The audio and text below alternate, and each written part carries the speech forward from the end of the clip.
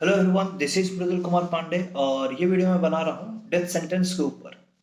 अभी recently supreme court ने एक व्यक्ति की मौत की सजा को कम्यूट करके उम्र कैद की सजा में परिवर्तित कर दिया है। तो उस पे उसको लेकर सोशल मीडिया में तरह तरह के डिबेट हो रहे हैं, तो इसी से रिलेटेड ये वीडियो है। उस पर्टिकुलर केस से रिलेटेड नहीं, ये वीडियो है नॉर्मल डेथ सेंटेंस के ऊपर। क्या डेथ सेंटेंस होना चाहिए या नहीं होना चाहिए?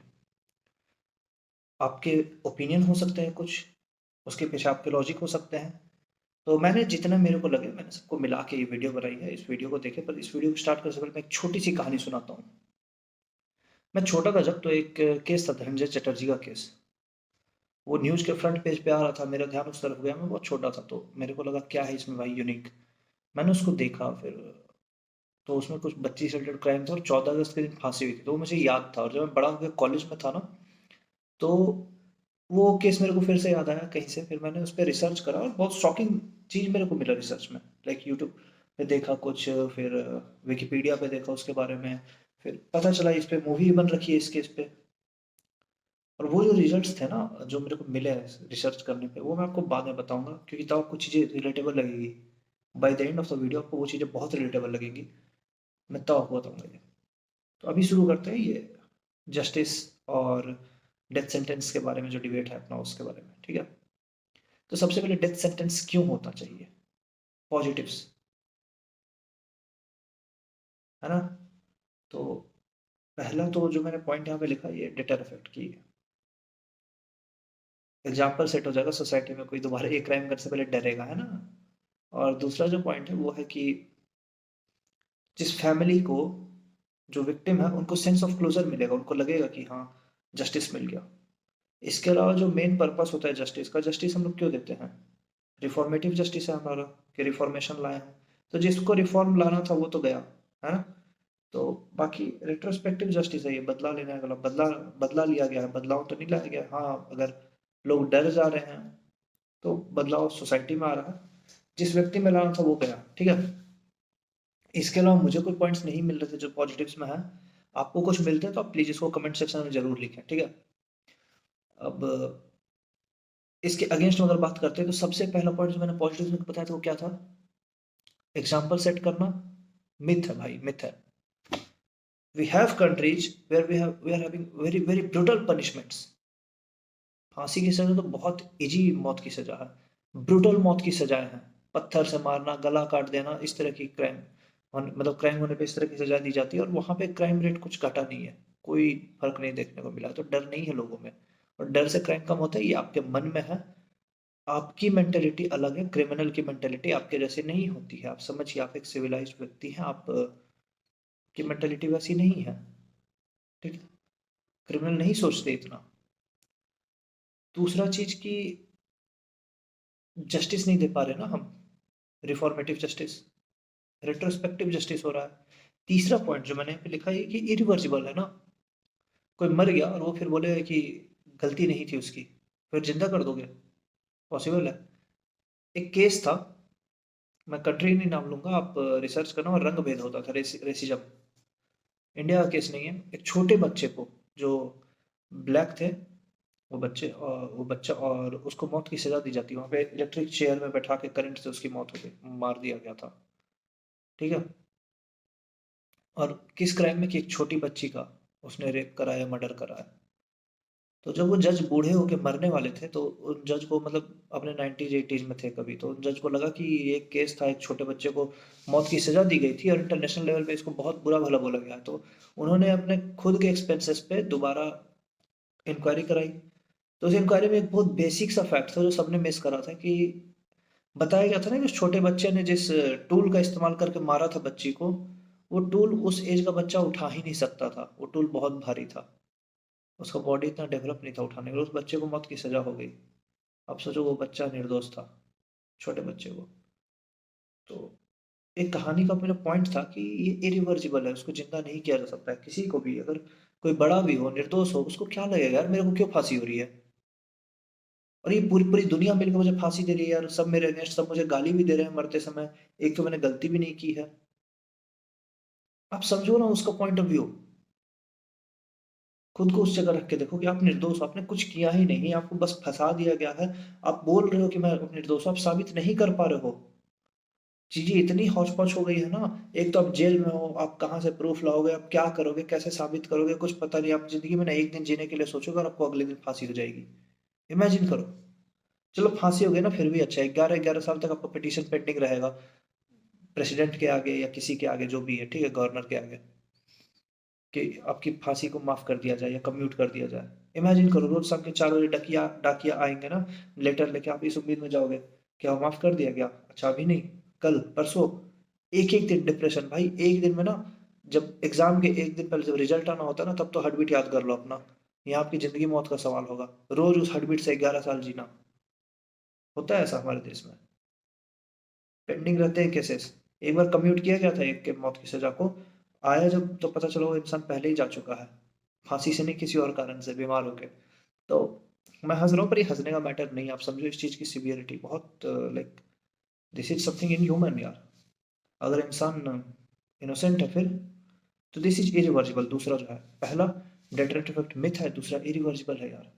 तीसरा पॉइंट है कि हम लोग बात करें सिविलाइज्ड होने की, what kind of civilisation we are talking about, कि पहले हम लोग अर्ली मैन थे, अब हम लोग सिस्टमेटिक तरीके से रहते हैं, हम लोग क्राइम नहीं करते, हम लोग बिहेव करते हैं एक दूसरे के सामने, और जाके किसी को फांसी पे लटका देते हैं। नहीं, वो क्रिमिनल है ना, मैं और आप तो नहीं है। ये सोसाइटी तो क्रिमिनल नहीं हो सकती, बट सोसाइटी भी बन रही है, आंख के बदले आंख, ये चल रहा है। एंड वी आर कॉलिंग की वी आर कॉलिंग दिस की we are becoming more civilised. ये हो रही है, मुझे को नहीं लगता ये सिविलाइज्ड हो रहे हैं हम। And the next point is की लॉ कमीशन। हमारा जो लॉ कमीशन है उसका 262nd रिपोर्ट जो आया है, वो खुद ही इसके अगेंस्ट है यार, डेथ सेंटेंस के। और जो सिस्टम ऑफ ट्रायल हम लोग का है, जिसका आउटकम से मिलती है फांसी, वो कितना बढ़िया ट्रायल का हम लोग का सिस्टम, बताना। हम लोग का इन्वेस्टिगेशन डाउटफुल है या नहीं है, आस्क योरसेल्फ। हम लोग को पता है, सबको पता है, इन्वेस्टिगेशन का जो प्रोसीजर है कई बार डाउटफुल होता है, कई बार नहीं होता है। ये तो वही सोशल मीडिया पे जो फांसी को सपोर्ट कर रहे होंगे आज को, परसों सुशांत सिंह राजपूत के बारे में बोल रहे थे इन्वेस्टिगेशन ढंग से नहीं हुई। मैं नहीं बोल रहा हूँ इन्वेस्टिगेशन ढंग से हुई या नहीं हुई, बट चीजें डाउटफुल है या नहीं है ना डाउटफुल जी। क्वालिटी ऑफ प्रोसिक्यूटर पे डिपेंड करेगा कि नहीं करेगा, अब सोचो, है ना। नहीं नहीं, मेरे मेरे पास नहीं है बढ़िया प्रोसिक्यूटर, नहीं हो पा रहा, फिर फांसी बढ़िया है तो बच जाऊंगा। चलो सब ठीक है, financial capacity of the accused, मैं गरीब हूँ, मैंने 500 रुपये चोरी अगर कर लिया, एक रोटी चुरा ली मैंने, मेरे को जेल में डाल दिया, अब पेंडिंग केसेस चल ही रहे, मेरा नंबर आ नहीं रहा, मैं जेल में हूँ, बेल कराने का पैसा नहीं है। जहां मेरे को सजा 10 दिन की होनी थी, एक रोटी चुराने का क्राइम 10 दिन का होना था मेरे को, वहां मैं 10 साल जेल में हूँ। ये आपको लग रहा है कि नॉर्मल में बोल रहा हूँ ऐसे, आप देखो इंडिया में पीआईएल यहीं से शुरू हुई, इसी केस से। बहुत कॉमन है इंडिया में, ये होता है, ठीक है। तो फाइनेंशियल कैपेसिटी बहुत ज़्यादा मैटर करती है यार। जो जिनके पास पैसा है ना, वो क्राइम कर दे, मार दें, गाड़ी चढ़ा दे किसी पे, फुटपाथ पे गाड़ी चला ले, सड़क पे चला ले, उनको नहीं होगा कुछ। समझ रहे हो, capital punishment is only for those who are not having capital. And attitude of जज, जज के पर्सनल एटीट्यूड में भी तो डिपेंड करता है ना। इंडिया का ही केस में बताता हूँ, एक जज थे जिन्होंने एक एक लड़की रहती है, उसका रेप उसके पिताजी कर देते हैं। एंड जब वो बाहर आते हैं जेल से, पैरोल पे या किसी चीज में बाहर आते हैं, फिर से उस बेटी का मर्डर भी कर देते हैं। जज उनको डेथ सेंटेंस नहीं देते हैं, जज बोलते हैं ना कि this is not the rarest of the rare case. Same जज, एक लड़का होता है, उसको किडनैपर किडनैप कर लेते हैं, टीनेजर लड़के को, उसको मार देते हैं, तो उसको कैपिटल पनिशमेंट देते हैं। अब दो अलग अलग केसेस में जज का एटीट्यूड इतना चेंज क्यों है? लोगों ने अक्यूज करा जज को कि ये जेंडर डिस्क्रिमिनेशन है, या उनकी ऐसी बायसनेस है उनके मन में, या जो भी है, बट उससे उस केस से लेना देना नहीं है। मैटर यहाँ पे है ना, एग्जांपल दे रहा हूं मैं, कि जज के एटीट्यूड में मैटर करता है बहुत ज्यादा। कोई जज है जो कभी फांसी की सजा नहीं देता है किसी को, कोई जज है जो देते रहता है सबको फांसी की सजा, होंगे ऐसे लोग।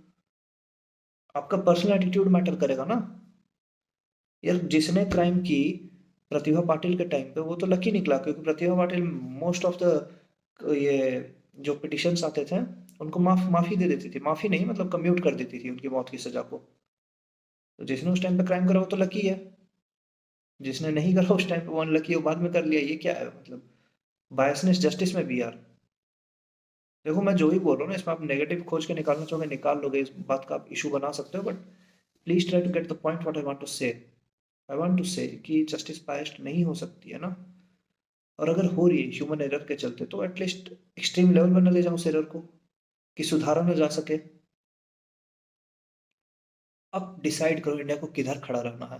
उन 55 देशों में जहां मौत की सजाएं हैं, जिनको कि बोला जाता है बर्बर देश, क्योंकि वहां पे लिटरली ये 55 देश की लिस्ट आप निकालोगे ना, ये वो देश है जहां पे कि अ, अधिकारों का हनन होता है, बर्बरता से मारा जाता है, जिनको जहां पे सिटीजन्स पे अत्याचार किया जाता है। हम लोग उस कैटेगरी में खड़े हैं अगर बात करते हैं डेथ सेंटेंस की, तो